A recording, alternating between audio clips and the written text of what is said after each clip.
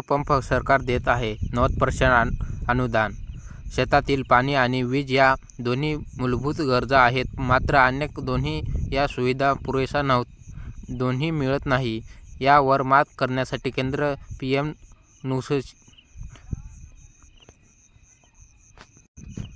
Kusum solar DBD योजना सुरू केली आहे. ही योजना एक वरदान ठरणार आहे. या योजनेअंतर्गत सोलर ऊर्जा लागलेले पंप दिले जात आहे. पंप सूर्यप्रकाशावर चालत वीज बिल कर्ज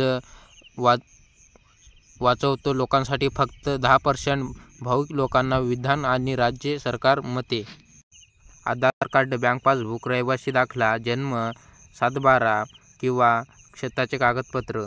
अधिकृत वेबसाईटवर जा आणि पीएम किसान योजना 2024 अर्ज करा किंवा लिंकवर क्लिक करा. नोंदणी फॉर्म, आवश्यक कागदपत्रे स्क्रीन भरून अपलोड करा.